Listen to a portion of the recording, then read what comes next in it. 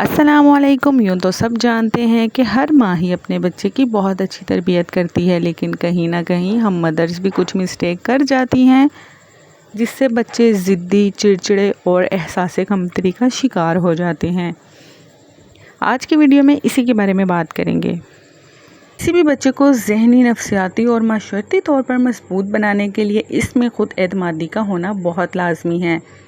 اس کے لیے بچے کے ساتھ دوستانہ رویہ رکھیں، بے وجہ روک ٹوک نہ کریں، انہیں اپنے چھوٹے چھوٹے کام کرنے کی عادت ڈالیں، بچے پر جسمانی اور ذہنی تشدد سے اجتناب کریں، بچے کی ناپسندیدہ اور غلط حرکات کا ذکر ان کی موجودگی میں دوسروں سے نہ کریں۔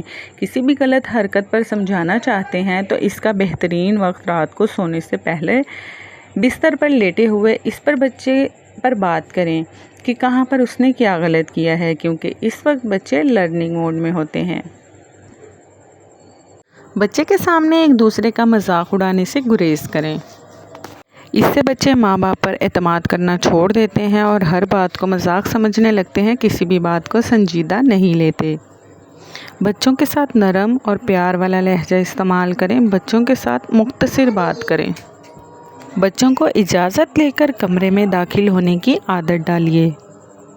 آپ جیسا چاہتے ہیں آپ کا بچہ ہو تو آپ کو چاہیے کہ آپ خود پہلے وہ عادات و اطوار اپنائیں، کیونکہ بچہ وہ نہیں سیکھے گا جو آپ کہیں گے، بچہ وہ سیکھے گا جو آپ کریں گے۔